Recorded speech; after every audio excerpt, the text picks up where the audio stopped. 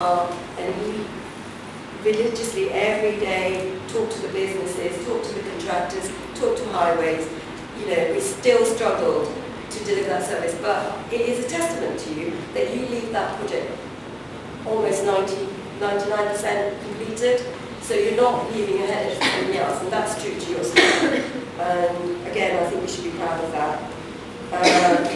Okay, I'll leave you there.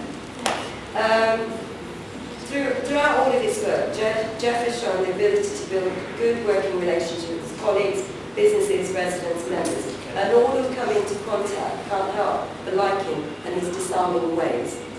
Jeff has a colourful past and wide, varied interests. I'll leave it to others, and I think Mark might say something later, to talk about Jeff's chance encounters with a serial killer, accidental stumblings into brothels, and family members who went down for Mansfield, or didn't, and they're still on the run.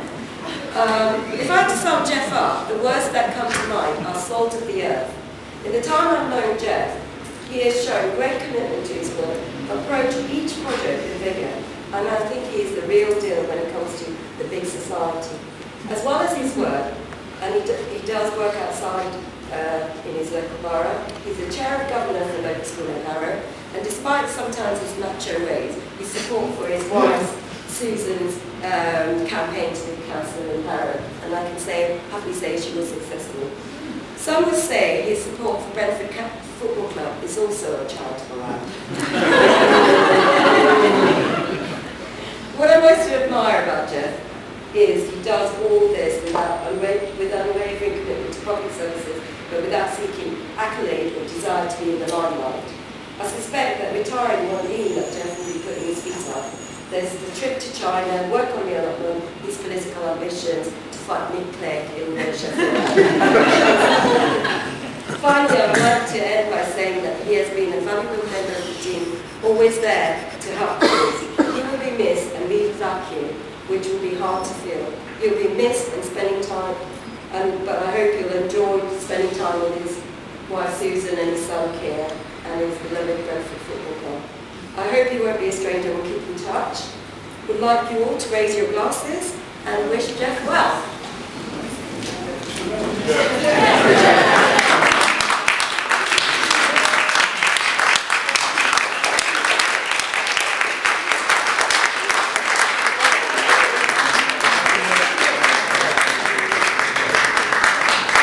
Councillor Gallagher. It's nice to be here, although it's a somewhat sad occasion of Jeff retiring. Sir and I were talking earlier about how long we've known each other, which we think is something, if I should justifiably say, in the order of about 30 years. But my connection with Jeff is really rather special. He's the last person left working for the London Borough of Ealing that I went to school with. So I won't go into how long we've known each other, although it was an interesting trip actually to Cannes, wasn't it? Wasn't it? Yes. I'm the same. Never forget those things. I also was, I think Brendan said, know Jeff through the Labour Party. Some of you may know, but probably not many, that Jeff nearly stood for the council in 1986, I think it was, and then moved, and then, curiously, as Sue said correctly, turned up in 1987 working for the council, which was quite a surprise to me when I found him in the town hall, a little house or somewhere. And we had a connection through the Young Socialists in Hounslow, but obviously I got to know Jeff much better while he's been living, when he was living in Acton, and has been working for the council for so long. And so I'd just like, on behalf of the, well, I was going to say President Jeff, on behalf of the councillors who have been around for some time, I'd like to thank Jeff for everything that he's done. It has actually been a record of some achievement, and achieving anything in local government as councillors very particular. And I'd like to wish you all the best. I hope that you will be giving your services to Harrow at some stage. I know you've tried a couple of times. And also I'd like to take this opportunity to wish all the best to Sue and to your son Keir.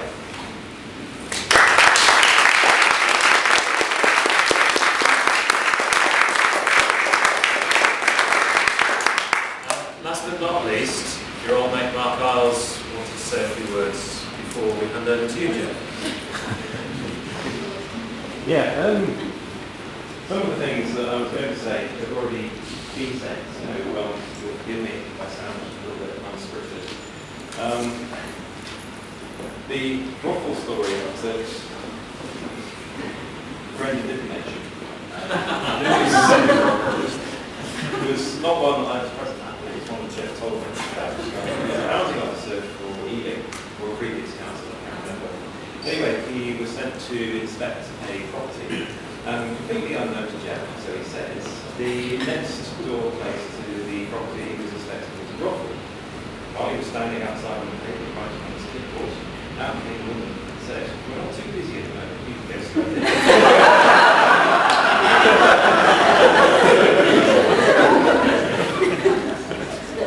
And if I could just expand on the one that Brendan mentioned. We were doing some responsible host judging one evening, and we had been told by the landlady of Foresters that there was a brothel next door, and she had been complaining about it, and the council seems to be doing much better. And we were outside, as we left just deciding what was going next, and she came out and said, "Oh, we're still here, I'll show you where the brothel is," and she was pointing to the back of the brothel. And then suddenly a local passed with his bags full of shopping. And he said, "Oh, people are queuing up. Is this not something?"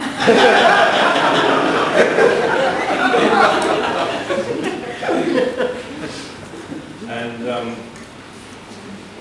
apparently also, and Jeff can tell you more about this if he wants to, he was in a road accident once. And the actor, the person he had a road accident with, was driving a Jaguar, and it was the actor who played Inspector Haskins in Sweeney. And they just sort of running away.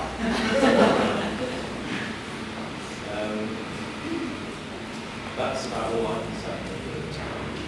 So, yeah, I'm absolutely with you. And also seeing you outside work. I know it's stay in touch. We've got to sort of feel easy on this. Using plans and things like that.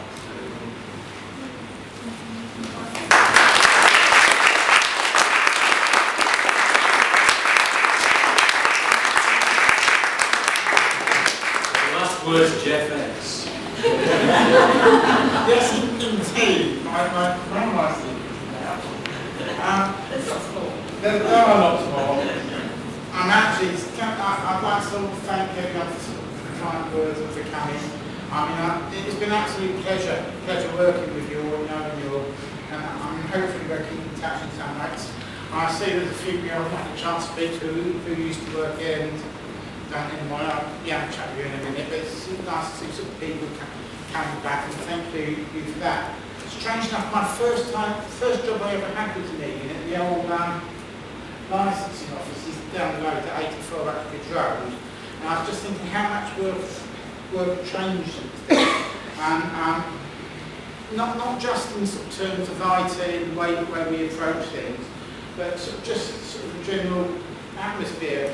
For example, I used to have one manager who used to come round a couple of times a week when we were in Preston or business process, and he'd top their glasses and catch up with whiskey. I'm just wondering how those go down now and how long it would last if they did that. I would have to say that never actually walked over hot coals with the guy, so there was something in it. Yes, Ealing's obviously changed greatly over borough architects, the engineers, drainage engineers, all sorts of people, and that was obviously sort of, well at the time it was the biggest privatisation of local government services in the country, and I think it still is. The sort of people who sort of went, and the expertise was lost to the residents of Ealing has never really been replaced. And I think we're in a time now where sort of the whole public services, not just local government services, are under a great deal of threat. And I mean, I think for people who remain working, I don't have a match my times in a very changed environment over the next few years. So I wish you all well with that, and all the best for the future.